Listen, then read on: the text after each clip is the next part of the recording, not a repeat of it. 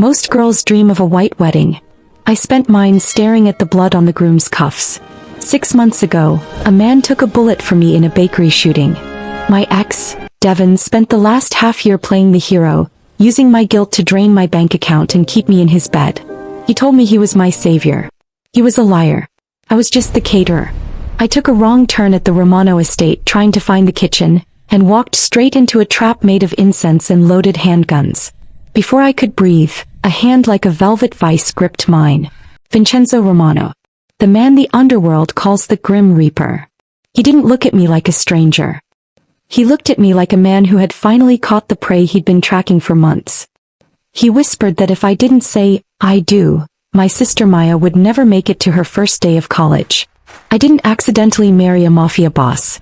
I just realized the man who saved my life 6 months ago was the same man who just forced me to become his property. I was legally bound to a monster and he was just getting started. If you want to see the moment I realized my accidental marriage was actually a 180-day execution plan like this video, hit that subscribe button now and let me know where you're watching from, because what he did to my boss the next morning changed everything. The Romano mansion is a cage made of gold and silent guards. Vincenzo didn't offer me love, he offered me a contract. 1 year of my life for my sister's safety. He told me he didn't want my heart, but the way his eyes tracked the pulse in my neck told a different story. I tried to keep my head down. I went back to my job at the bakery, the ring hidden under a bandage. But Isabella, the owner's daughter, was waiting. She called me a charity case. She told me my skin didn't match the aesthetic of her high-end boutique. She threw my apron on the floor and told me to get out. I was ready to cry, until the floor started to vibrate. Vincenzo didn't walk into the bakery, he invaded it. He didn't look at the cakes. He looked at Isabella like she was a stain on the marble. He told her he'd just bought the building, the debt, and the very air she was breathing. He said his wife didn't take orders from hired help. Seeing the terror in her eyes was better than any paycheck. But my victory was short-lived. That night, Julia Ferraro, the woman who was supposed to be in my place, cornered me at the Romano gala. She smelled like expensive lilies and old-world hate. She told me that in Sicily, black brides don't get happy endings, they get shallow graves. I looked across the room at Vincenzo. He was watching me with a dark, terrifying hunger. He wasn't a hero. He was a predator who had cleared the field just to have me to himself. As the rivals started to circle and the secrets of that bakery shooting began to leak out, I realized I had 2 choices. Die a victim or learn to rule beside the devil. I chose the devil. The heavy oak doors of the master suite clicked shut, and for the first time in 48 hours, the silence was louder than the gunfire in my memories. I stood in the center of a room that cost more than the apartment building I'd grown up in, my fingers trembling as I twisted the massive diamond on my left hand. Felt like a handcuff. A cold, glittering shackle that tied me to a man I didn't know, yet a man who seemed to know the exact rhythm of my heartbeat. I could feel him behind me. Vincenzo Romano didn't walk, he prowled. The air in the room shifted, turning thick and electric, charged with the kind of tension that makes your skin prickle before a lightning strike. I didn't turn around. I didn't want to see the dark satisfaction in his eyes, but I could hear the rustle of his silk tie as he loosened it, the sound of his jacket hitting the velvet armchair. He stepped into my personal space, not touching me, but close enough that the scent of cedarwood, expensive tobacco, and something uniquely masculine wrapped around me like a shroud. I looked at our reflection in the floor-to-ceiling mirror. A black girl from the south side of Chicago, still wearing a flour-dusted catering uniform, standing next to a Sicilian god in a bespoke suit who had just set the world on fire to claim me. He reached out, his large, scarred hand hovering just inches from my neck. I should have flinched. I should have run. But my body felt heavy, rooted to the spot by a terrifyingly familiar heat. He traced the line of my jaw with the pad of his thumb, his touch surprisingly gentle for a man who made his living in blood. He whispered into the crook of my neck, telling me to stop shaking, telling me that the walls of this house were the only thing keeping the monsters at bay. But as I looked at him in the glass, I realized the biggest monster was already inside the room. He told me the rules again, his voice a low, melodic rumble that vibrated through my spine. 1 year. I would sit at his table, I would wear his jewels, and I would be the face of the Romano dynasty. In exchange, Maya's future was secure. No more debt. No more Devon. The mention of my ex-boyfriend's name made my stomach churn. I had loved Devon. I had trusted him when he told me he'd saved me during that bakery shooting 6 months ago. But Vincenzo's eyes told a different story. A dark, possessive truth that suggested Devon hadn't been my savior, just a scavenger picking up the pieces Vincenzo had left behind. Vincenzo's hand moved to the nape of my neck, his fingers tangling in my hair, pulling my head back just enough so I had to meet his gaze in the mirror. He told me he wasn't a patient man, but for me he would wait. He said he wanted me to choose him even though we both knew I had no choice at all. The passion in his voice was palpable, a raw, hungry thing that made my breath hitch. He wasn't just talking about a contract, he was talking about a surrender. He left me there, shivering in the center of the room, the heat of his body lingering long after the door to his dressing room closed. The next morning the fairy tale ended and the nightmare resumed. I tried to find normalcy in the one place that usually made sense. The kitchen. I went back to the bakery, my heart hammering against my ribs, the heavy ring tucked into my pocket. I needed to work. I needed to feel the dough between my fingers and the heat of the ovens to remind me who I was. But Isabella was waiting. She stood by the cooling racks, her arms crossed over her designer blouse, looking at me like I was a cockroach that had survived a nuclear blast. She didn't even wait for me to clock in. She started screaming about my extracurricular activities, about the rumors of me being seen at the Romano estate. She called me a social climber. She used words that stung worse than the flower burns on my arms, telling me that a girl like me didn't belong in a place of prestige. She told me I was fired. She told me to take my urban trash recipes and get out. I felt the familiar sting of tears, the weight of a life spent fighting for every inch of ground, only to have it pulled out from under me by a woman who had been born with a silver spoon. I started to reach for my bag, my head bowed, when the bells above the door didn't just chime, they practically shrieked. The entire bakery went cold. It was as if the sun had been blotted out. Vincenzo didn't come alone. 2 men in dark suits stood at the door, their hands folded in front of them, while Vincenzo walked straight to the counter. He didn't look at the displays. He didn't look at the customers who were suddenly frozen in their tracks. He looked only at me. He didn't ask what was wrong. He already knew. He turned his gaze to Isabella, and for a second I actually felt sorry for her. His eyes were like twin barrels of a shotgun. He told her, in a voice that was barely above a whisper but echoed in every corner of the room, that he didn't like his property being mistreated. Isabella tried to stammer out a defense, her face turning a sickly shade of gray. She tried to say her father owned the shop. Vincenzo simply pulled a fountain pen from his breast pocket and informed her that her father had a gambling problem, a problem that had just been solved by a change in ownership. "This bakery belongs to Mrs. Romano now," he said, the words hitting the room like a physical blow. "Which means you are trespassing." I watched, stunned, as the woman who had spent years making my life a living hell was escorted out by her elbows, her designer heels clicking frantically on the tiles. Vincenzo turned back to me, his expression softening just a fraction. He reached out, brushing a stray fleck of flour from my cheek. He told me that from now on I didn't work for anyone. I was the boss. But the victory felt heavy. As he led me out to the waiting black SUV, I realized that every time he saved me he was just weaving the web tighter. We ended the night at a charity gala, a sea of silk and hidden agendas. I was poured into a gold gown that hugged every curve, my hair styled in a crown that felt like a target. I felt the eyes of the Italian elite boring into me, the black bride, the accidental sposa. Then Giulia Ferraro appeared. She was everything I wasn't: old money, Sicilian royalty, and the woman who had been promised to Vincenzo since she was in diapers. She didn't use a knife, she used her tongue. She leaned into my space, her breath smelling of vintage wine, and told me that Vincenzo was a collector of rare things.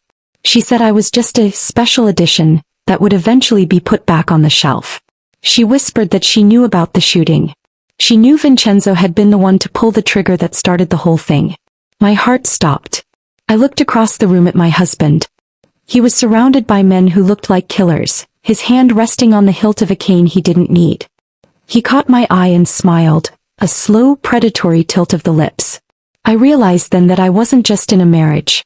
I was in the middle of a war. And the man who had claimed to be my shield might actually be the one who started the fire.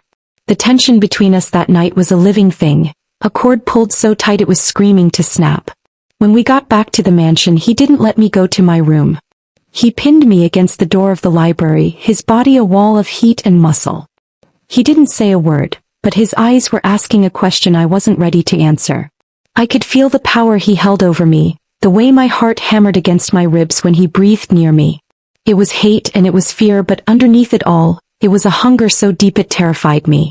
He leaned in, his lips a breath away from mine, and I knew, one way or another, this year was going to consume us both. The silence of the Romano estate wasn't a peaceful one. It was the kind of silence that lived in a graveyard, heavy, expectant, and burying secrets deep beneath the marble. I sat on the edge of the oversized silk bed, my fingers tracing the jagged edge of the gold wedding band. Vincenzo had gone to a business meeting, leaving me alone in this palace of cold stone and velvet. But I didn't feel alone. I felt watched. It was a prickle at the base of my neck, a constant low-frequency hum of eyes that never blinked. I stood up, my heels clicking like a countdown on the hardwood floors. I needed to find a way out, or at least a way to breathe. Vincenzo had given me the run of the house, but every hallway looked the same, lined with oil paintings of grim-faced men who looked like they'd killed for the ground they stood on. I wandered deeper into the east wing, past the library where the smell of old leather and his expensive bourbons still lingered. That's when I saw it. A door tucked behind a heavy tapestry, slightly ajar. I shouldn't have pushed it. I should have turned back to my gilded cage and waited for my husband to return. But curiosity is a dangerous thing for a woman in a mafia house. I stepped inside, expecting a broom closet or a server room. Instead, I found a shrine. The air in this room was different. It smelled like sugar, yeast, and the cheap vanilla extract I used at the bakery. My breath hitched. The walls were covered in monitors, flickering with high-definition feeds. My heart didn't just drop, it shattered. One screen showed the front of my old apartment. Another was pointed directly at the bus stop where I picked up Maya every afternoon. And the largest one? It was a crystal-clear shot of my station at the bakery. I wasn't an accident. I was a project. Vincenzo hadn't just happened to be at the estate when I arrived to cater. He had been tracking my every move for months. There were photos pinned to a corkboard. Me laughing with Maya, me wiping flour off my forehead, even me crying at my mother's grave on her birthday. I felt sick. Every random moment of my life for the last 6 months had been a frame in his private movie. You weren't supposed to find this room yet, Bella. I spun around, my back hitting the cold glass of the monitors. Vincenzo stood in the doorway, his silhouette blocking out the light from the hallway. He didn't look angry. He looked disappointed, like a collector whose prize had just discovered its own price tag. He walked toward me, the slow rhythmic thud of his boots sounding like the beating of a drum. I screamed at him, my voice cracking with a mix of fury and betrayal. I asked him how long. How long had he been playing God with my life? He didn't flinch. He just kept coming until I was pinned between his massive frame and the glowing screens of my own life. He leaned down, his face inches from mine, and told me that the world was a meat grinder for girls like me. He said he hadn't been stalking me, he'd been guarding me. Guardians don't hide in the dark, Vincenzo, I hissed, my hand flying up to slap the calculated calm right off his face. He caught my wrist midair. His grip was like iron wrapped in silk. He didn't pull away. He leaned closer, his dark eyes searching mine with a terrifying intensity. He told me that if he hadn't been watching, Devon's debts would have already cost me my life. He told me that the shooting at the bakery wasn't a gang war. It was an assassination attempt on him, and I just happened to be in the crossfire. I took that bullet for you, he whispered, his voice dropping to a gravelly, intimate register that made my knees weak despite my rage. And I've been taking bullets for you every day since. You think your boss Isabella just happened to get sloppy with her taxes? You think your sister's scholarship was a stroke of luck? I am the luck, Amber. I am the only thing standing between you and the dirt. The passion in the room was suffocating. It wasn't the kind of romance you see in movies. It was dark, possessive, and violent. He pulled my captured wrist up, pressing it against his chest so I could feel the heavy, steady thud of his heart. It was the heart of a killer, but it was beating for me. I wanted to hate him. I wanted to claw my way out of that room and never look back. But as he looked at me, his gaze dropped to my lips, and the air between us turned into pure electricity. He told me that I could fight him all I wanted, but the contract was signed in blood long before I ever put pen to paper. He released my wrist, but he didn't move away. His hand slid into my hair, his fingers tangling in the curls at the nape of my neck, forcing me to look up at him. The tension was a living thing, a wire pulled so tight it was about to snap. He told me that he wanted me to want him. He said he could have taken me 1,000 times over the last 6 months, but he waited. He played the long game because he wanted the soul, not just the body. I pushed against his chest, but it was like trying to move a mountain. I will never love a man who keeps me in a cage, I whispered. Then I'll just have to make the cage so beautiful you'll never want to leave, he countered, his thumb brushing over my lower lip. A gesture so sensual it sent a traitorous bolt of heat straight to my core. He left me there in the glow of the monitors, the images of my past flickering like ghosts. I realized then that my life with Devon had been a lie built on cowardice, but my life with Vincenzo was a truth built on obsession. The next day the escalation didn't stop. Vincenzo decided it was time for the world to see his prize in a more official capacity. He took me to the most exclusive jewelry boutique in Milan, a place where the doors didn't open unless you had a 7-figure balance. The staff bowed as we entered, but the air shifted the moment they saw me. I saw the look in the manager's eyes, the subtle, narrowed gaze that questioned why a woman like me was on the arm of a Romano. He was polite, but it was the kind of politeness that felt like a slap. He kept showing Vincenzo modest pieces, suggesting things that were subtle and appropriate. Vincenzo didn't say a word at first. He just sat in the velvet chair watching me try on a necklace that felt like a leash. Then the manager made the mistake of whispering to an assistant, a comment about new money and diversity quotas. Vincenzo stood up. The room went silent. He didn't yell. He simply walked over to the display case, smashed the glass with the heavy silver head of his cane, and picked out a diamond collar that cost more than a mansion. He told the manager to wrap it up. Then he told him he was buying the boutique, and by Monday, everyone in the room would be looking for new jobs. My wife is the only appropriate thing in this room, he said, his voice cold enough to freeze blood. We walked out as the manager began to beg, his cries echoing in the street. Vincenzo didn't even look back. He bundled me into the car, his movements rough and possessive.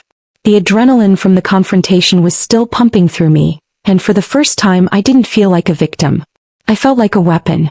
When we got back to the mansion, the house felt different. The secrets were out and the mask was off. We stood in the foyer, the sunset casting long bloody shadows across the floor. He turned to me, his eyes dark with a hunger he wasn't trying to hide anymore. He told me that the year was just a formality. He told me that he had spent 6 months watching me from the shadows, and he wasn't going to spend another night sleeping in a separate room. The escalation was a fever pitch. He reached for me, and this time I didn't pull away. Not because I loved him, but because the darkness in him was calling to the darkness that had been growing in me since the day of that shooting. He claimed my mouth in a kiss that tasted like wine and war, a raw, desperate collision that told me everything I needed to know. I was his forever. And the world was about to find out exactly what happens when the butcher of Sicily finally gets what he wants. The kiss was a declaration of war, a brutal claim that left my lips bruised and my head spinning. When Vincenzo finally pulled away, his eyes were no longer the calculated windows of a businessman. They were the predatory gaze of a king who had just conquered his final territory. He didn't say a word as he turned and walked toward his study, leaving me breathless in the foyer, the weight of the diamond collar around my neck feeling like a brand of ownership. I spent the rest of the night staring at the ceiling, the images from his secret surveillance room burned into my retinas. He hadn't just watched me, he had curated me. Every hardship I'd faced, every lucky break I'd received, was a thread he had pulled. I was a tapestry woven by a monster, and the terrifying part was how much I was beginning to like the pattern.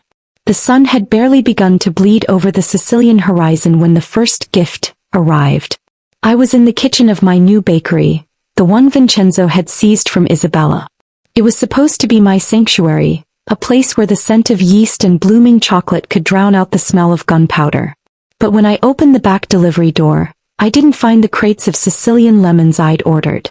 I found a wreath of black roses, dripping in what looked like fresh red paint. Or blood. Tucked into the center was a vintage pastry knife, its blade rusted and etched with the crest of the Ferraro family. There was no note. There didn't need to be. Giulia Ferraro was making it clear that while Vincenzo might have bought the building, she still owned the shadows. The air in the kitchen turned cold. I felt that familiar prickle at the base of my neck, the sensation of being hunted. I reached for my phone to call Vincenzo, my finger hovering over his name, but I stopped. If I called him, I was just a damsel. If I called him, I was proving Julia right, that I was nothing but a fragile toy he'd picked up from the gutter. I wiped the blood-red paint from my hands onto my apron, picked up the pastry knife and walked straight to the front of the shop. I wasn't going to hide. By noon the bakery was humming. Vincenzo's acquisition of the business had made the local news, and curiosity brought the crowds. I moved through the kitchen like a woman possessed, my hands flying as I prepped a batch of my signature bourbon pecan tarts. I needed the heat, the noise, the pressure. Then the bells at the entrance didn't just chime, they fell silent. I looked up from the prep table. Julia Ferraro didn't walk into the shop. She glided, surrounded by 4 men whose suits couldn't hide the bulk of the weapons at their hips. She looked around the bakery with a disgusted curl of her lip, her eyes landing on me.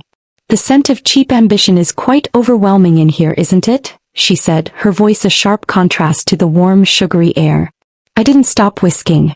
I didn't give her the satisfaction of seeing my hands shake. "It's called hard work, Julia. I know the concept might be foreign to someone who spends their life waiting for a man to choose them." The temperature in the room dropped 10 degrees. The customers had scrambled out the moment they saw the Ferraro crest on her guard's lapels. We were alone. Julia walked toward the counter, her gloved hand tracing the glass display. "Vincenzo has always had a taste for the exotic," she purred, her eyes raking over my skin with a cold, clinical hatred. "But exotic things are fragile. They don't survive the winter in Sicily. You think that ring makes you a Romano? It makes you a target. You are the bait he's using to draw my father out, and once the war is over, he'll discard you like the flour on your floor." She leaned over the counter, the smell of her lilies suffocating me. "He didn't save you 6 months ago because he loved you, Amber. He saved you because he couldn't let the Ferraros win the hit. You were a pawn then and you're a pawn now." I felt the blow in the center of my chest. It was the one doubt I'd been trying to bury. But I couldn't let her see the crack. I stepped forward, mirroring her posture, our faces inches apart. "Maybe I am a pawn," I whispered, my voice steady and lethal. "But even a pawn can take a queen if she isn't looking. Now get out of my shop before I show you exactly how exotic I can get." Julia laughed, a sharp, jarring sound, and signaled to her men. One of them stepped forward, reaching for a display of crystal jars filled with my handmade truffles. With a casual flick of his wrist, he sent the glass shattering across the floor. "Consider this a final warning," Julia said, turning toward the door. "Sicily belongs to the old blood, not the help." They left as quickly as they'd come, leaving behind a trail of broken glass and the lingering scent of death. I stood in the wreckage, my breath coming in ragged gasps. I wanted to scream. I wanted to break everything left in the room. Instead, I felt a hand on the small of my back. I didn't hear him come in. I didn't have to. The heat of Vincenzo's presence was unmistakable. He stood behind me, his eyes surveying the damage. He didn't ask if I was okay. He didn't ask who did it. He simply reached out and plucked a shard of glass from my hair, his touch sending a jolt of electricity through my body that fought the cold terror in my veins. "She was here," he said, his voice a low, dangerous vibration. "She said I'm just bait, Vincenzo." I turned to face him, my chest heaving. "She said you only saved me to win a points game against her father. Tell me she's lying. Tell me this isn't just a move on a chessboard." Vincenzo didn't answer right away. He stepped closer, his shadow swallowing me whole. He reached out, his fingers tracing the line of my throat, his thumb pressing against my pulse point. He could feel my heart racing. He could feel the way my body leaned into his, even as I tried to pull away. "Does it matter?" he asked, his voice dropping to that dark, gravelly tone that always made my blood turn to liquid fire. "Whether it started as a move or a desire, the result is the same. You're in my house. You're wearing my name. And anyone who touches you dies. Is that not enough?"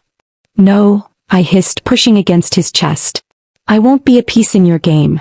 He grabbed my waist, pulling me flush against him so I could feel the hard lines of his body, the cold metal of the gun tucked into his holster pressing into my hip. The passion between us was a violent, suffocating thing. A mix of fury, desperation, and a hunger that was fast becoming an addiction. "You aren't a piece, Amber," he whispered, his lips brushing against mine. "You are the prize. And I've killed far better men than Antonio Ferraro for much less than you. He claimed my mouth then, a kiss that tasted of broken glass and defiance. It wasn't an apology, it was a promise of vengeance. In that moment, surrounded by the ruins of my bakery, I realized that I was no longer the girl who feared the dark. I was the girl who was falling in love with the shadow. The escalation was instant. Vincenzo pulled back, his eyes flashing with a lethal intent. He didn't call the police. He didn't call a lawyer. He picked up his phone and uttered 3 words in Italian that made the air in the room feel like it was about to catch fire. He told me to go to the car. He told me the bakery would be cleaned by morning. But when I looked into his eyes, I knew he wasn't going home to sleep. He took me back to the mansion, but he didn't leave me in the bedroom. He led me to the library where a map of the city was spread out across the mahogany table. He began to point out the Ferraro territories, the docks, the warehouses, the social clubs. He was showing me his world, peeling back the layers of the monster to show me the machine underneath. The tension was palpable as we stood over the map, our shoulders touching. He began to explain the chess match, the way Giulia's father had been squeezing the Romano shipping lines. He told me that my presence was the catalyst they needed to end the war once and for all. I'm going to burn their world down, Amber, he said, his hand covering mine on the table. And when the smoke clears, you'll be the only queen left standing. The passion in his voice wasn't just romantic. It was a shared thirst for power.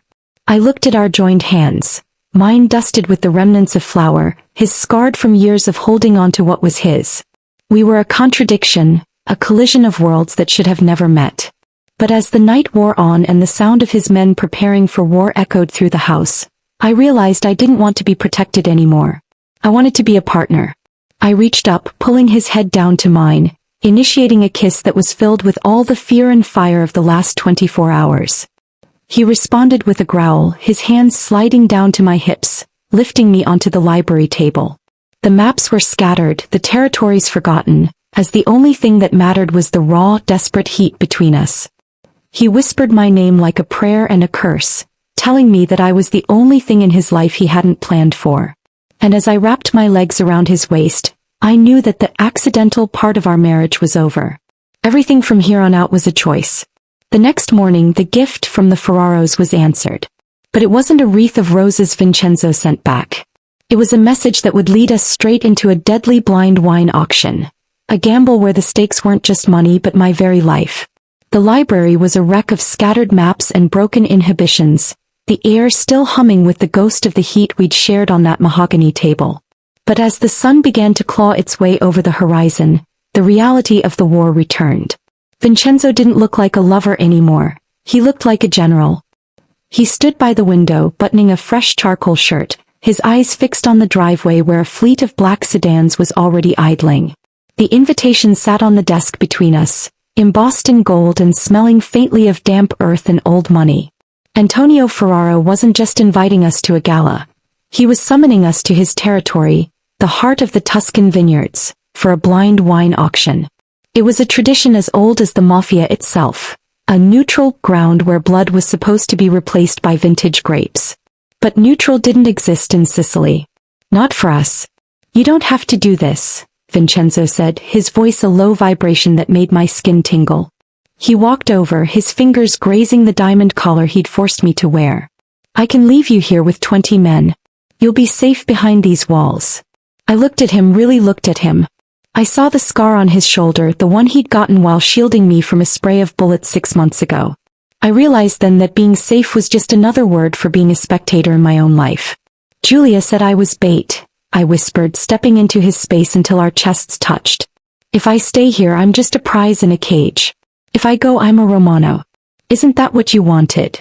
A dark, dangerous pride flickered in his eyes. He didn't argue. He simply leaned down, his lips brushing against my forehead in a gesture that felt more like a blessing than a kiss. Then put on your war paint, Bella. We're going to the lion's den. The Ferraro estate was a sprawling fortress of stone and vines, tucked away in a valley that felt like it hadn't changed since the Renaissance. As our car pulled up the gravel path, I felt the weight of 1,000 eyes. This wasn't a party. It was an inspection. The elite of the Italian underworld were gathered on the terrace, clutching crystal flutes and wearing smiles that were as sharp as the knives hidden under their silk coats. I stepped out of the car, my hand resting on Vincenzo's arm. I was wearing a dress the color of spilled burgundy, silk that clung to my skin like a second layer of sweat. I felt the collective gasp of the crowd. The black bride had arrived and I wasn't cowering. I held my head high, the diamonds at my throat catching the dying light of the Tuscan sun. Giulia was there, standing beside her father Antonio. He was an older version of her, cold, elegant, and smelling of ancient power. He didn't look at Vincenzo. He looked at me, his eyes raking over my features with a predatory curiosity. "Vincenzo," Antonio rumbled, his voice like grinding stones. "You've brought your accidental treasure. Bold move even for a Romano." "There are no accidents in my house, Antonio," Vincenzo countered, his grip on my waist tightening, a possessive claim that broadcasted to everyone in the room that I was off limits. "Only acquisitions." The auction was held in the cellar, a cavernous space carved into the bedrock, lined with thousands of bottles that looked like sleeping soldiers. The air was cool and damp, smelling of oak and fermentation. This wasn't a standard auction. This was a psychological gauntlet. 10 rare vintages would be poured into black glasses. The bidders had to identify the year, the vineyard, and the grape. Get it right and you won the lot. Get it wrong and you lost your stake. But Antonio had added a twist. He announced that the stakes tonight weren't just the Romano family's Tuscan vineyards, the ones that had been in Vincenzo's family for 4 generations. The stakes were the safety of the bride. If Vincenzo failed to identify the final vintage, the Romano territory would be seized, and I would be forfeited to the Ferraros as a servant to settle the insult of our marriage. The room went deathly silent. I felt the blood drain from my face. This wasn't a game, it was an execution. Vincenzo's jaw tightened, the muscles in his neck roping with tension. He looked at the black glasses, then at Antonio. "My wife is not a chip in your game," Vincenzo hissed. "Then leave," Antonio shrugged, his eyes gleaming with malice. "And admit that the Romanos are too weak to protect what they claim." I felt the panic rising in my throat, a cold, suffocating wave. I wasn't a mafia princess. I was a pastry chef from Chicago. What did I know about vintage Italian wines? But then I remembered the years I'd spent in culinary school, the hours I'd spent training my palate to distinguish the subtle notes of Madagascar vanilla from Tahitian, the way I could smell the difference between a burnt caramel and a deep amber roux. I reached out, my hand covering Vincenzo's where it rested on the table. "He'll play," I said, my voice echoing in the stone chamber. Vincenzo looked at me, a flash of shock in his eyes. I squeezed his hand, a silent message passing between us. "Trust me." The first 6 wines were a blur of tension. Vincenzo was good, he knew the Romano lands, he knew the soil. He identified a 1982 Barolo and a 1995 Brunello with a chilling accuracy that had the room murmuring. But by the 7th glass the wines became more obscure, more ancient. Antonio was digging into the private reserves of families that had been dead for a century. Vincenzo faltered on the 9th. A white wine, honey-colored and thick. He swirled it, his brow furrowed. He was guessing. I could see the sweat breaking out on his forehead. Giulia leaned forward, a triumphant smirk playing on her lips. I leaned in, pretending to whisper a word of encouragement, but as my lips brushed his ear, I inhaled. I didn't need to taste it. I could smell the overripe apricot, the hint of gasoline, the botrytis that signaled a noble rot. "Piedmont," I breathed so low only he could hear. "Are nice grapes. 1974. The soil is sandy like the banks of the Tenero." Vincenzo didn't hesitate. He spoke the words with a confidence that shattered Giulia's smirk. Antonio's eyes narrowed, his gaze shifting to me. He wasn't stupid. He knew where the information was coming from. "The final glass," Antonio announced, his voice echoing with a dark finality. "This one is personal."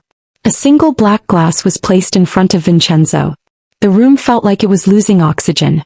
This was for the Romano vineyards. This was for my life. Vincenzo picked up the glass. He smelled it. He tasted it. He froze. His hand began to shake just a fraction. I could see the color leaving his lips. This wasn't a wine he recognized. It was a ghost. I reached for the glass, my fingers brushing his. He let me take it. I brought it to my nose, closing my eyes, blocking out the killers, the diamonds, and the cold stone walls. I went back to my mother's kitchen, back to the smells of the earth after a heavy rain, back to the way the air smelled in the bakery just before a storm. It smelled like tar and roses. It smelled like old leather and dried cherries. But there was something else. A metallic tang, a hint of iron and salt. It smelled like blood. I looked at the glass, then at Vincenzo. My heart was pounding so hard I thought it would burst through my silk dress. I realized what it was. It wasn't a wine bought at an auction. It was the 1945 Romano vintage. The one his great-grandfather had bottled just before the war took him. It was a legend. A wine that was supposed to be extinct. Antonio had stolen it from the Romano private vault. "It's yours, Vincenzo," I whispered, my voice thick with emotion. "It's the harvest of 1945. It's your blood. It's your home." Vincenzo looked at the glass, then at Antonio. The air in the room didn't just feel like it was on fire. It felt like it was about to explode. He spoke the vintage, and the silence that followed was the sound of a trap snapping shut. Antonio didn't clap. He didn't concede. He simply stood up, his hand moving to the inside of his jacket. "A clever girl," Antonio said, his eyes fixed on me with a terrifying hunger. "A shame she's wasted on a Romano. You've won the wine, Vincenzo. But you've forgotten the most important rule of the Ferraros." "And what's that?" Vincenzo asked, his hand already moving to the gun at the small of his back. "We don't lose," Antonio hissed. The lights in the cellar blew out. The darkness was instantaneous, followed by the deafening roar of a dozen handguns firing at once. I felt Vincenzo's arm wrap around my waist, lifting me off the ground as he lunged behind a row of heavy oak barrels. The air was filled with the smell of gunpowder and shattered glass, the vintage wines we'd just been tasting now flowing across the floor like blood. "Stay down," Vincenzo growled over the chaos. I felt the vibration of footsteps, the screams of the elite as they scrambled for the exits. Vincenzo was firing back, his body a shield between me and the bullets. But we were pinned. The Ferraros had the high ground. I looked at the floor, seeing the dark liquid pooling around us. I realized it wasn't just wine. It was high-acid vinegar from the older, spoiled barrels Antonio had been using as props. I looked at the heavy iron candle holders on the wall, then at the pool of liquid. "Vincenzo, the acid!" I shouted over the noise. I didn't wait for him to understand. I grabbed a heavy glass bottle from the floor and smashed it against the stone, creating a jagged edge. I reached up, pulling the candle holder from its bracket, the hot wax spilling over my hands. I threw the fire into the pool of high-proof alcohol and vinegar. The cellar erupted in a wall of blue flame, the fumes choking the Ferraro gunmen as they tried to aim. It was a distraction, a momentary blind spot in the dark. "Now!" I screamed. Vincenzo didn't waste a second. He pulled me through the smoke, his gun barking as he cleared a path to the service stairs. We were running, our hearts a single frantic beat, the smell of fire and wine clinging to our clothes. We burst through the cellar doors into the cool Tuscan night, the black sedans already roaring up the path. Vincenzo shoved me into the back seat, jumping in after me as the car peeled away, the sound of Ferraro bullets thudding into the armored trunk. He pulled me into his arms, his chest heaving, his face covered in soot and blood. He looked at me with an expression that was part horror, part absolute adoration. "You're insane," he breathed, his hands cupping my face. "You could have been killed." "I told you," I gasped, my fingers tangling in his hair, pulling him down to me. "I'm a Romano now. And we don't lose." The kiss that followed wasn't a choice. It was a survival instinct. It was raw, desperate, and tasted of victory. But as the car sped toward the safety of the Romano estate, I saw the look in Vincenzo's eyes. The war wasn't over. It had just moved from the vineyards to the streets. And Antonio Ferraro wasn't the only one coming for us. Devon was still out there, and he was about to play his final desperate card. The armored glass of the SUV rattled as we sped away from the burning Ferraro estate, the Tuscan moonlight reflecting off the blood and soot on Vincenzo's face. He didn't let go of me. His hand was a vice around mine, his thumb stroking my knuckles with a frantic, possessive rhythm. The silence in the car was heavy with the aftershock of the cellar, the smell of gunpowder, the heat of the blue flames, and the terrifying realization that I had just crossed a line I could never uncross. I wasn't just a pastry chef from Chicago anymore. I was a survivor of a Mafia execution. When we finally reached the Romano mansion, the sun was beginning to touch the horizon again, painting the stone walls in hues of bruised purple and gold. Vincenzo led me straight to the master suite, his movements silent and focused. He didn't call for the staff. He drew the bath himself, the sound of the rushing water the only thing filling the room. He stripped the ruined silk dress from my body with hands that were surprisingly steady, his eyes never leaving mine. He washed the soot from my skin like I was a holy relic, his touch a silent apology for the world he had dragged me into. But as he looked at me, I saw the hunger that always lurked beneath his surface. The adrenaline from the vineyard hadn't faded. It had curdled into something sharper, something more desperate. He pulled me against him, the water spilling over the side of the tub, and for a moment the war outside didn't exist. There was only the heat of his skin and the raw, unspoken promise that he would burn the world to keep me. But the world was already knocking at the door. The next afternoon, the first blow didn't come from a gun or a rival family. It came in a plain white envelope left on the seat of my car at the bakery. I opened it, expecting more threats from Julia. Instead, a flash drive fell into my lap. I took it to the back office, my heart hammering against my ribs. When the file loaded, my stomach turned to lead. It wasn't a hit list. It was a video. It was from 2 years ago, a night I'd tried to bury. Me and Devon in a cheap motel room on the south side. It was grainy, private, and humiliating. But it wasn't just the intimacy that made me sick. It was the realization that he had recorded it without me ever knowing. The screen flickered, and then a text overlay appeared. Asterisk, the Romano bride looks real good in gold, but I wonder what the butcher will think when he sees her as my private toy. $100,000 by midnight, or this goes to every news outlet in Italy. The room felt like it was spinning.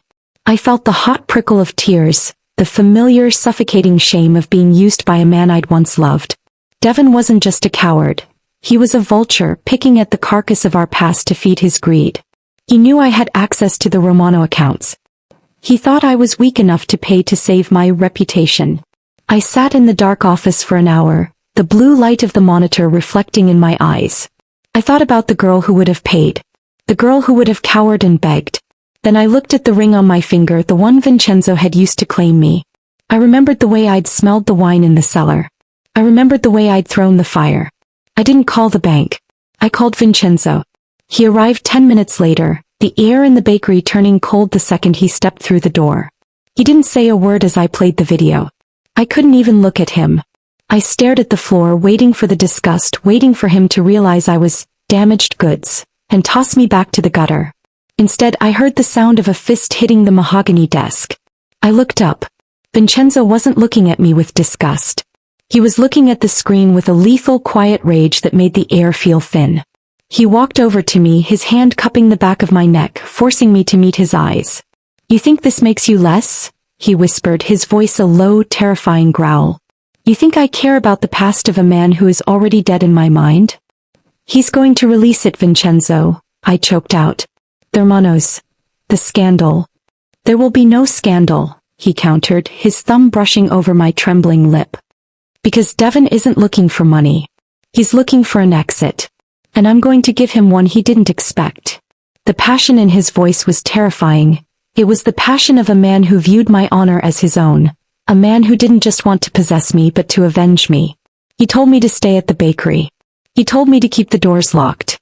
Then he took the flash drive and walked out, his stride the walk of a man going to a harvest. But I couldn't stay behind. I knew Devon. I knew where he'd be hiding. A rundown social club on the edge of the shipyard. A place where he'd always felt like a big man among small-time crooks. I took my own car, trailing the black sedans from a distance, my hands steady on the wheel. This wasn't just Vincenzo's war anymore. This was mine. The shipyard was a graveyard of rusting shipping containers and fog. I arrived just as Vincenzo's men were breaching the front door of the club. The sound of splintering wood and muffled shouts echoed across the water. I stepped out of the car, the cold wind whipping my hair across my face. I walked into the club through the back service entrance. The air inside smelled of stale beer and desperation. I heard Devon before I saw him. He was screaming, his voice high-pitched and frantic, pleading for his life. I stepped into the main room. Vincenzo had him pinned against a pool table, his hand around Devon's throat, lifting him until his toes barely touched the floor. Devon was covered in sweat, his eyes bulging as he looked at the man he'd tried to blackmail. I have more copies. Devon wheezed. You kill me and they go live automatically. You can't stop it. Vincenzo leaned in, his face inches from Devon's. You think I haven't spent the last hour erasing every server you've touched? You're a small man, Devon. You play with toys. I play with lives. I stepped out of the shadows. Let him down, Vincenzo. Both men froze. Vincenzo turned his head, his eyes widening with a mix of surprise and protective fury. Amber, I told you to stay. I'm done doing what I'm told, I said, walking toward the pool table. I looked at Devon. He looked pathetic. This was the man I'd cried over? This was the man I'd thought was a hero? He looked like a rat caught in a flood. Devon saw me and his expression shifted to a desperate, ugly smirk. Amber. Tell him how much you loved me. Tell him you don't want to see me hurt.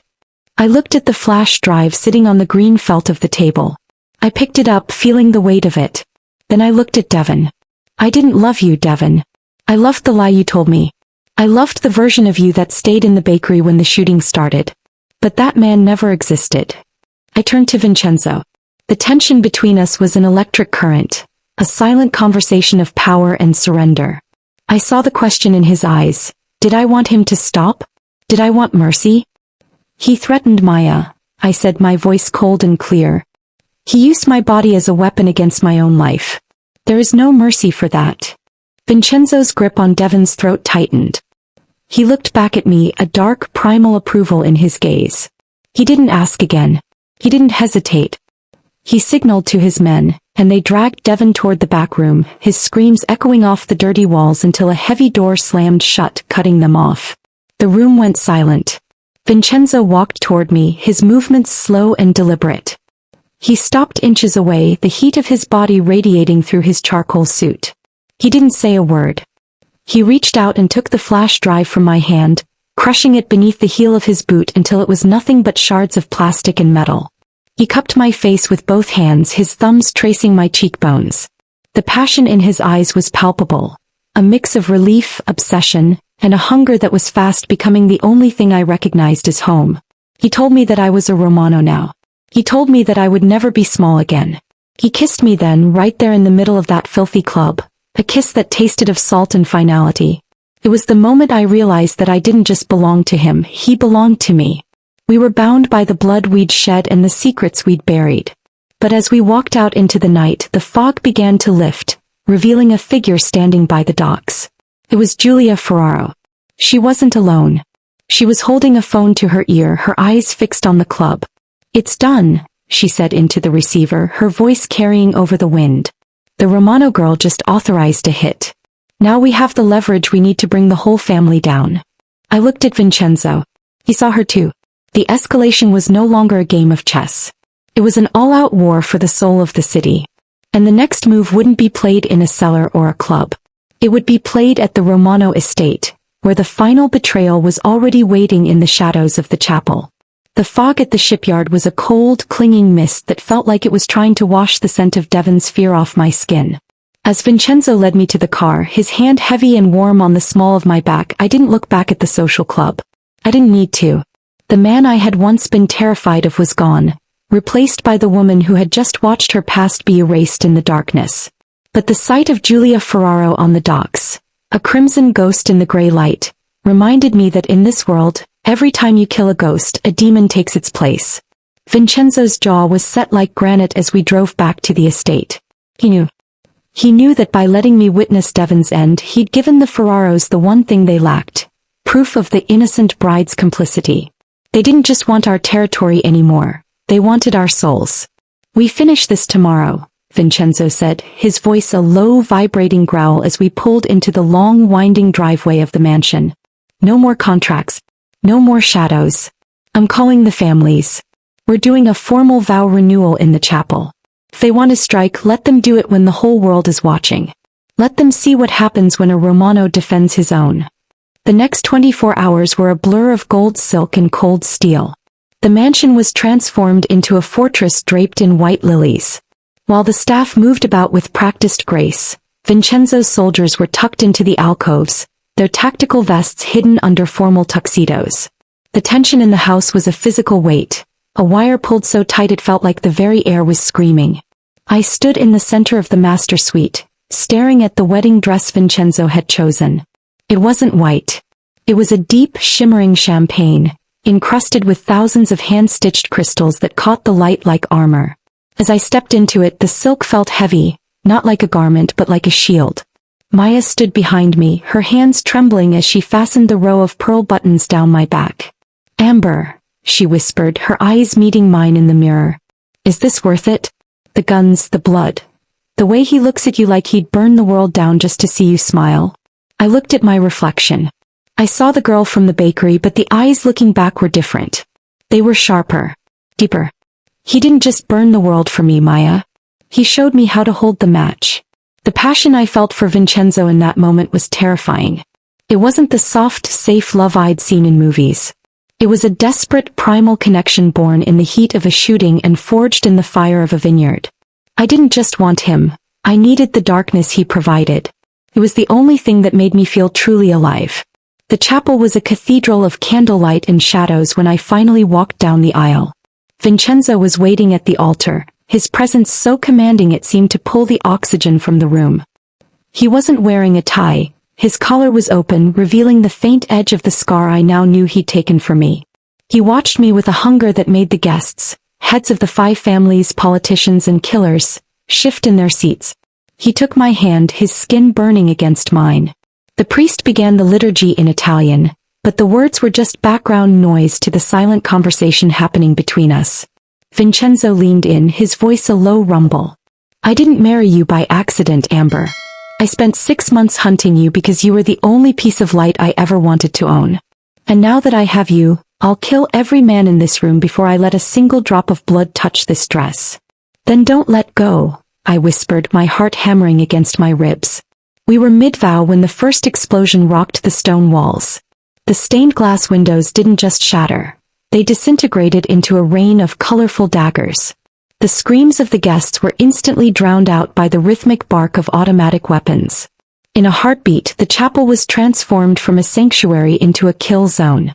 Vincenzo didn't panic. He didn't even hesitate. He pulled a hidden Glock from the back of the altar and shoved me down behind the heavy marble pulpit, his body a wall of muscle and silk covering mine. "The Ferraros," he shouted over the roar of gunfire. "They're in the rafters." The escalation was instantaneous and brutal. Vincenzo's men returned fire, the scent of expensive lilies replaced by the acrid sting of cordite. I looked up and saw Julia. She was on the balcony, a rifle in her hands, her face a mask of cold, aristocratic fury. She wasn't aiming for the soldiers. She was aiming for me. "Amber, stay low," Vincenzo growled, his gun kicking in his hand as he dropped a gunman near the door. I felt the familiar surge of adrenaline, that cold, crystalline focus that had saved me in the wine cellar. I wasn't going to be a victim. I looked at the heavy silver communion chalice on the altar, filled with the ceremonial wine.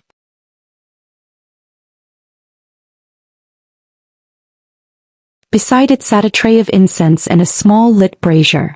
I didn't think. I grabbed the chalice and flung the high-proof wine across the wooden floor toward the base of the balcony. Then I kicked the brazier over. The white-hot coals hit the alcohol, and a wall of flame roared upward, licking the hem of the velvet curtains. The fire didn't just create a barrier. It created a smoke screen. I saw Julia stumble back, coughing, her aim shattered by the sudden heat.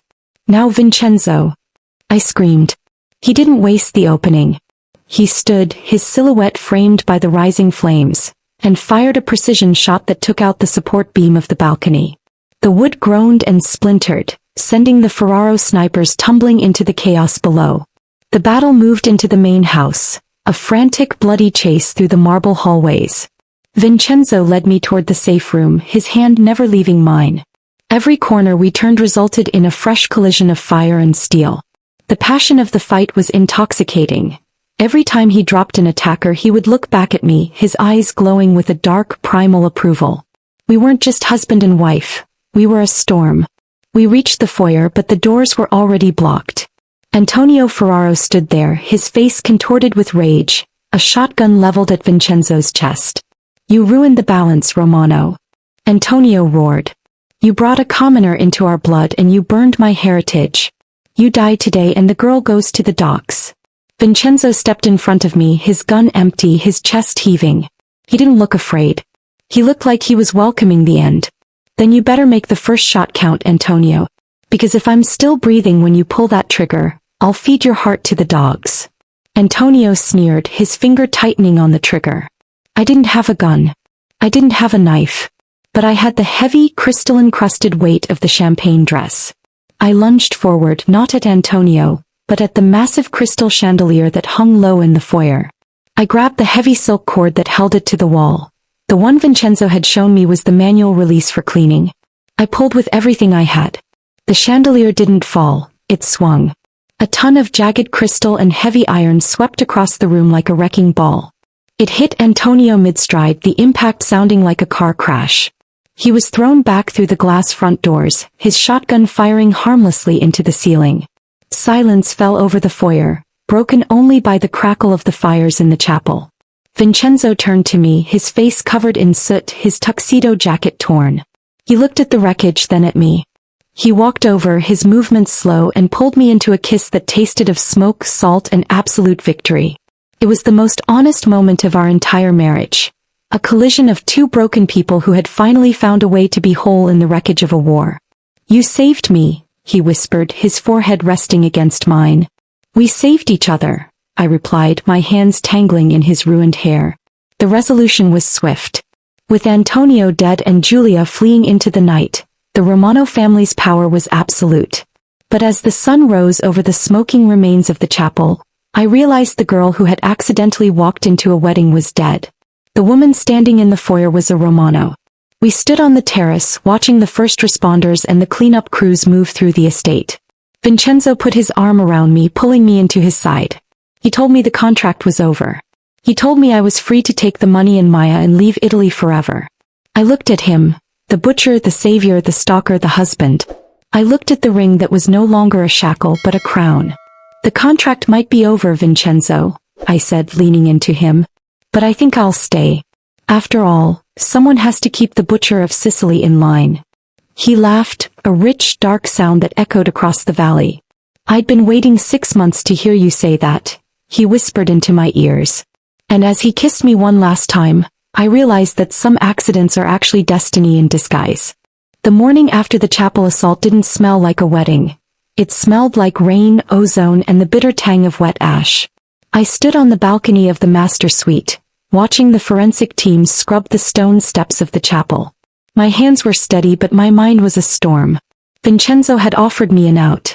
He had told me I could take the money and Maya and vanish. But as I watched him down on the lawn, standing among his men like a king surveying a battlefield, I knew the truth.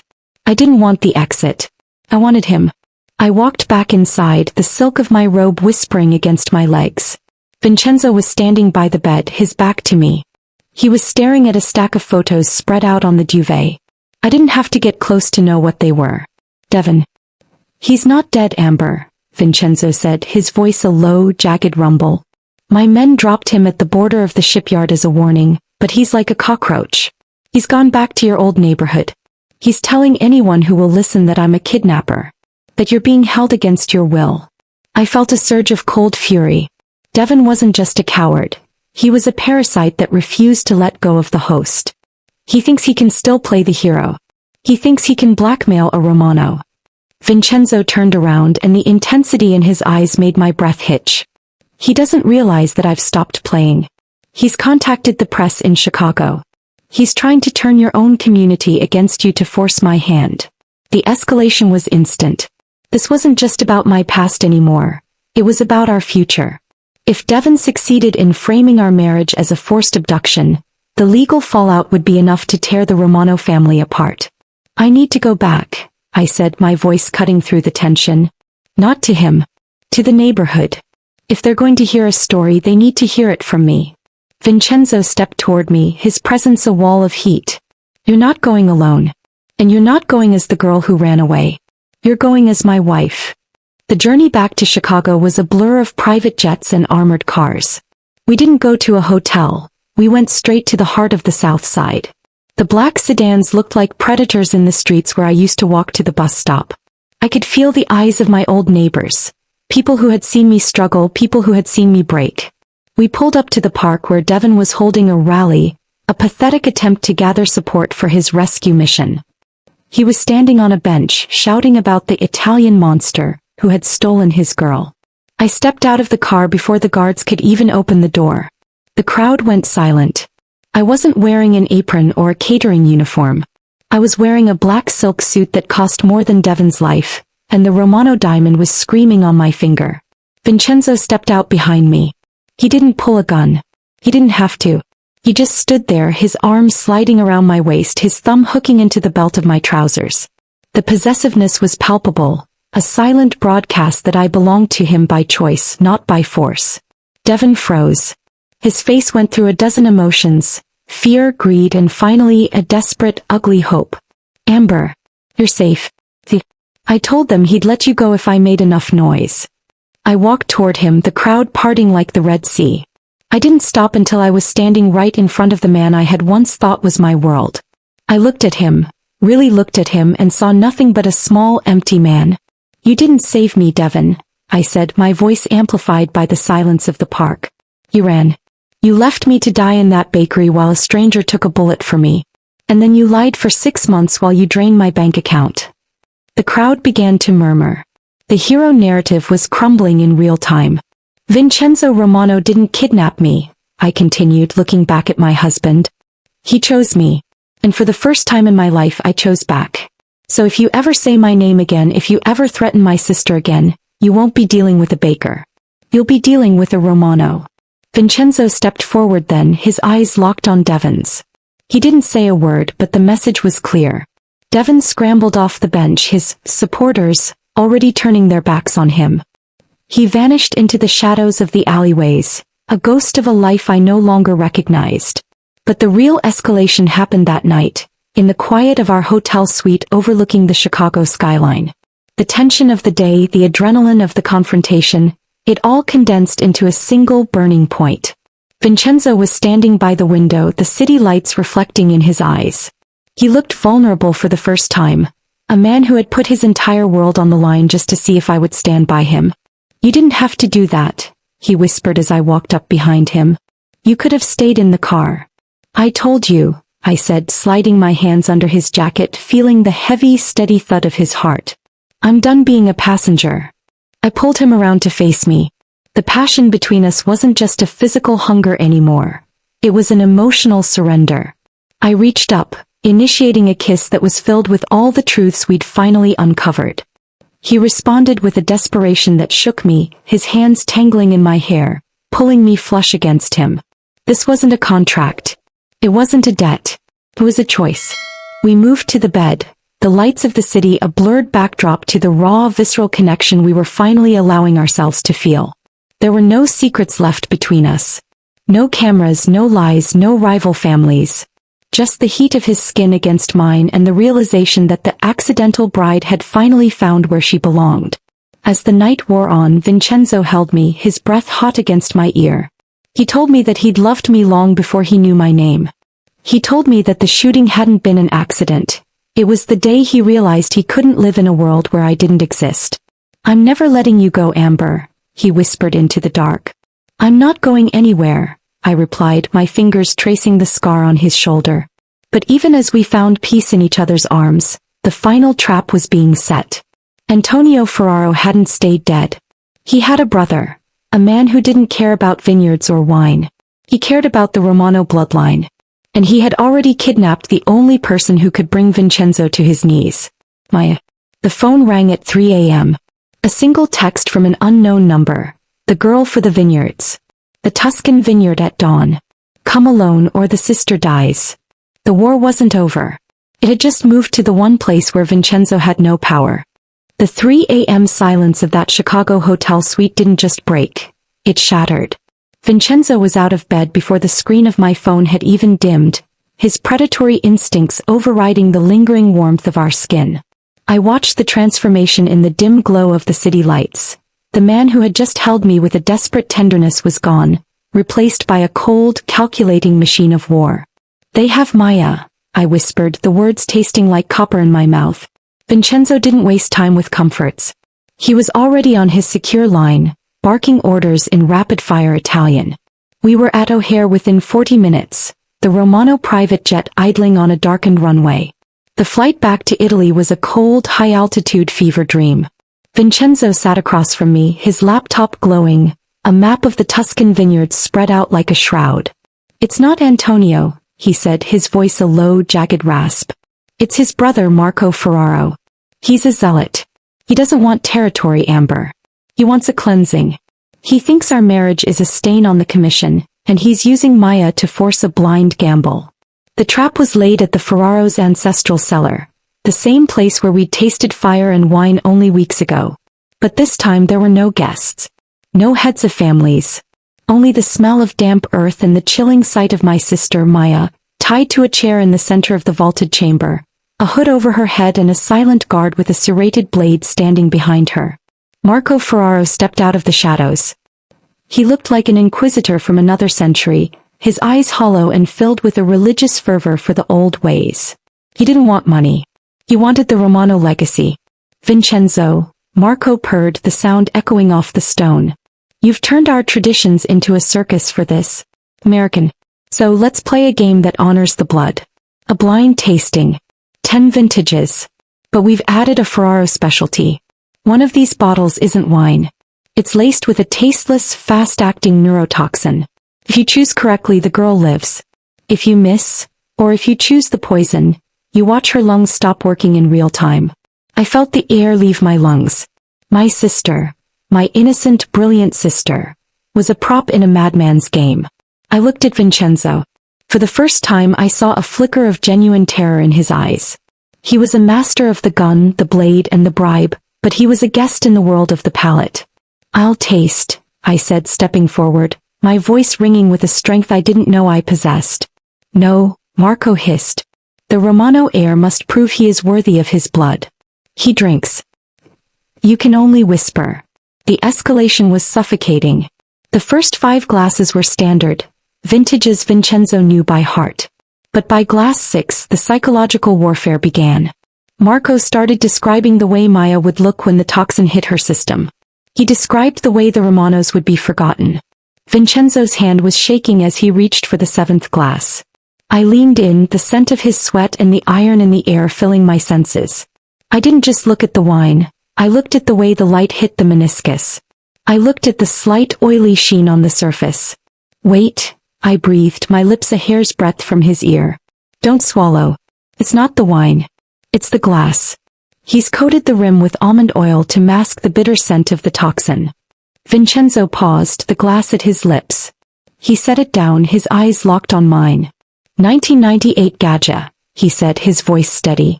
"But the bottle is tainted, Marco. Try harder." Marco's face contorted. He signaled to the guard, who pressed the blade closer to Maya's throat.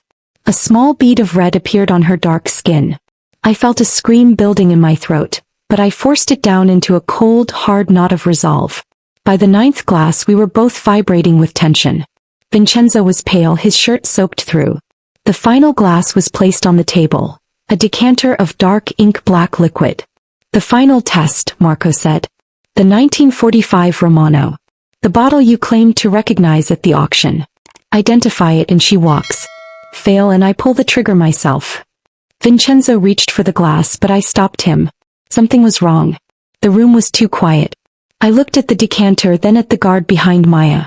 The guard wasn't looking at us. He was looking at Marco. And he looked afraid. "Vincenzo," I whispered. "It's a double blind. The wine in the decanter is the 1945. But look at the bottle on the side table." I realized the twist in a heartbeat. Marco hadn't just poisoned one bottle. He had poisoned the air. The braziers in the room weren't burning wood. They were burning hemlock and dried oleander. We were being sedated while we sat there. "The wine doesn't matter," I shouted, the realization hitting me like a physical blow. "He's killing us all. Maya, hold your breath." The escalation went from a psychological game to a bloodbath in a split second. Vincenzo didn't reach for the wine. He reached for the table, flipping the heavy oak slab toward Marco's guards. The crash echoed like a cannon blast. Vincenzo pulled his weapon, but his movements were sluggish from the fumes. He took a bullet to the thigh, stumbling, his blood spraying across the ancient stone floor. "Vincenzo!" I screamed, lunging for him. I didn't have a weapon, but I had the decanter. I smashed the 1945 Romano, the priceless legendary vintage, against the head of the guard who was moving toward Maya. The glass shattered, the dark red liquid mixing with his blood as he crumpled. I reached for Maya, my fingers fumbling with the knots. "Run. Maya, run to the car." But Marco was already there, his gun leveled at my head. "You destroyed the Romano legacy for a common girl. You die with the name you stole." He pulled the trigger. The sound was deafening, but I didn't feel the impact. I opened my eyes to see Vincenzo standing in front of me. He had used his own body as a shield again. He took the hit in the shoulder, the force spinning him around, but he didn't stop. He lunged at Marco, his hands finding the man's throat, his rage a primal, unstoppable force. They crashed into the racks of wine, thousands of bottles shattering around them. It was a sea of red, a drowning pool of fermented history and fresh violence. I grabbed a heavy iron fire poker from the hearth. As Marco reached for a fallen knife, I swung with everything I had. The heavy iron connected with a sickening thud. Marco fell back into the pool of wine, his eyes wide, his life leaking into the 1945 vintage. Silence fell over the cellar, broken only by the hiss of the dying braziers and the sound of my own frantic breathing. I scrambled to Vincenzo. He was slumped against a barrel, his tuxedo ruined, his blood soaking into the wood. He looked at me, a faint, bloody smile on his lips.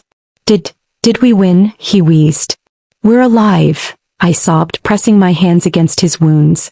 "Maya's safe. We're alive." The passion in that moment wasn't about desire. It was about the raw, visceral triumph of survival. He reached up, his bloody hand cupping my face, his eyes searching mine. "I told you. I'd choose you, every time." We were rescued by the Romano reinforcements 10 minutes later, but the world we stepped back into was forever changed.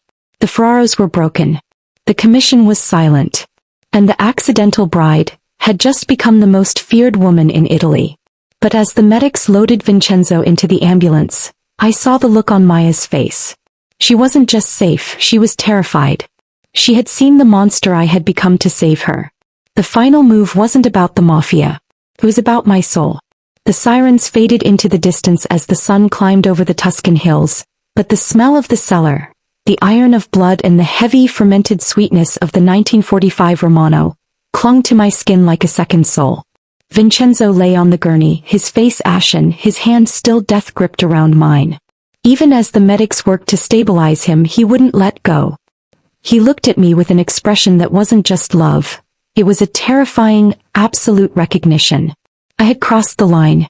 I was no longer the girl he had found in the bakery. I was the woman who had smashed the Romano legacy to save the Romano king. The recovery was slow, and the silence in the mansion during those weeks was a living thing. Vincenzo's wounds were deep, but the rift in my own life was deeper. Maya wouldn't look at me. She stayed in the guest wing, her tuition paid, her safety guaranteed by a small army of men in black suits. But every time I walked into the room, she saw the blood on my hands. I had saved her life, but I had destroyed the sister she knew. "You look like a ghost, Amber," Vincenzo whispered one evening. He was propped up on the silk pillows of our bed, his chest swathed in bandages. He reached out, his fingers tracing the hollow of my cheek. "The war is over. Marco is gone. The Ferraros have retreated to the mountains. Why are you still fighting?" "Because the world doesn't forget, Vincenzo," I said, leaning my forehead against his. I look in the mirror and I don't see the baker anymore. I see the woman who killed a man with a fire poker. I see the woman who threw the match. He pulled me down until I was lying against his uninjured side, the heat of his body the only thing that felt real in a world made of marble and secrets. "You didn't become a monster, Amber. You became a Romano. There is a difference. We don't seek the blood, but we don't fear it when it comes for what is ours." The final piece of the past, however, was still breathing. Devon had been quiet since the Chicago Park incident, but a cornered rat is always the most dangerous. He knew the Ferraros had failed. He knew he was the last man standing with a grudge. He didn't try to blackmail us again. He did something worse. He went to the Italian authorities with the footage he'd kept, claiming that Vincenzo had coerced me into a life of crime, using the vineyard shootout as his primary evidence. It was a desperate final play to have Vincenzo extradited and me rescued, back to a life of poverty and control. Vincenzo's men found him 3 days later. He wasn't in a social club or a hideout. He was at a small airport in Naples, trying to flee to the States with a bag full of hush money he'd stolen from a Ferraro associate. Vincenzo didn't send his soldiers this time. He took me. We arrived at the warehouse near the docks just as the storm broke. The rain hammered against the corrugated metal roof, a relentless, drowning sound. Devon was tied to a chair in the center of the room, looking even smaller than he had in Chicago. When he saw me walk in beside Vincenzo, his face drained of what little color it had left. "Amber. Baby, listen," he shrieked, his voice cracking. "I was doing it for you. I was trying to get you away from him. He's a killer. You saw what happened in the cellar." I walked up to him, my heels clicking on the damp concrete. I didn't feel anger. I didn't feel the heat of the fire. I felt nothing but a cold, crystalline clarity. I looked at the man who had abandoned me in a spray of bullets and realized that my love for him hadn't been a tragedy. It had been a mistake of the soul. "You didn't do it for me, Devon," I said, my voice low and steady. "You did it because you're a coward who can't stand to see a woman thrive without your permission. You didn't save me then and you can't save yourself now." Vincenzo stepped out of the shadows, his presence a dark, suffocating weight. He placed a heavy silver-plated revolver on the table between us. He didn't speak. He just looked at me, giving me the choice. The final choice. The passion in that moment was the darkest it had ever been. It was the ultimate test of our partnership. Vincenzo was offering me his world, the power to decide who lives and who dies. He was giving me the ultimate closure. I looked at the gun. Then I looked at Devon, who was sobbing now, a pathetic, broken mess of a man. I realized that killing him would be giving him too much credit. It would be making him a martyr in my own story. "He's not worth the bullet, Vincenzo," I said, turning my back on the man who had almost ruined me. "He's a ghost. Let the ghosts bury themselves." Vincenzo's eyes flared with a dark, intense pride. He signaled to his men. "Take him to the border. Strip him of everything. If he ever steps foot on Italian soil or Chicago soil, again, don't call me. Just finish it." As we walked out into the rain, I felt a weight lift that I hadn't even known I was carrying. The past was finally dead, not because of a bullet but because it no longer had power over me. The resolution of our story didn't happen in a courtroom or a battlefield. It happened a week later, back in the small chapel on the Romano estate. It had been rebuilt, the stones scrubbed clean, the stained glass replaced with a new design. A vine of roses intertwined with the stalks of wheat. There were no heads of families this time. No soldiers in the rafters. Only Vincenzo, Maya, and me. Maya stood by the altar, her eyes finally clear.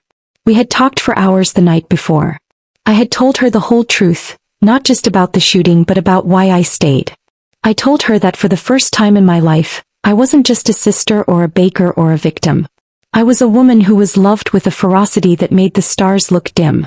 She didn't fully understand, but she hugged me, and for now that was enough. Vincenzo took my hands. He didn't use a script. He didn't use a priest. "I spent my whole life building walls," he said, his voice thick with an emotion I'd only ever heard in the dark of our bedroom. "I thought power was the only thing that could keep me safe. Then I saw you in that bakery, covered in flour and defiance, and I realized that I'd rather burn in the fire with you than live in a palace without you. You aren't my accidental bride, Amber. You are my destiny. My partner. Pie Queen." I looked into his dark eyes and saw the future. "I came here to deliver cannolis, Vincenzo," I said, a small smile breaking through the tears. "But I'm staying because you're the only man who ever saw me as I truly am, and didn't ask me to change. I choose you. In the light and in the blood. Always." We exchanged rings, new ones designed by me with our initials merged into a single unbreakable knot. When he kissed me, the world didn't explode. It just finally, for the first time in my life, went quiet. Epilogue. The grand opening of La Spasa in Rome was the event of the season. The line stretched around the block, a mix of high-society Italians and tourists eager to taste the Mafia Queen's famous bourbon pecan tarts. I moved through the kitchen with a grace that came from knowing exactly who I was. I wasn't hiding the Romano name. I was using it to build an empire of my own. Maya was in the corner, laughing with the sous chef, her Le Cordon Bleu diploma framed on the wall behind the counter. She was safe. She was happy. She was the doctor in training I'd always dreamed she'd be. As the sun began to set, the front door chimed. The crowd parted instinctively. Vincenzo walked in, his charcoal suit perfect, his eyes immediately finding mine. He didn't say anything. He just walked to the counter, took a small tart and ate it, his eyes never leaving my face. Too sweet? I asked, leaning over the counter. Just right, he replied, his hand covering mine on the marble. He led me out to the terrace where a table was set for two. We sat there watching the lights of Rome flicker on, the city breathing beneath us. We were the most powerful couple in Italy, but in that moment we were just two people sharing a meal. What are you thinking about? Vincenzo asked, swirling a glass of wine. The new Romano vintage, one that tasted of hope instead of blood. I'm thinking about the day I walked into the wrong chapel, I said, leaning back in my chair. And how it was the only thing I ever got right. Vincenzo reached across the table, his thumb brushing over my knuckles. The world thinks it was an accident, Bella. I looked at the ring on my finger, then at the man who had become my everything. Let them think that. It makes the truth our favorite secret. The Black Bride was no longer a novelty or a pawn. I was the heart of the Romano dynasty. And as the moon rose over the eternal city, I knew that our story wasn't an ending. It was just the first chapter of a reign that would last forever.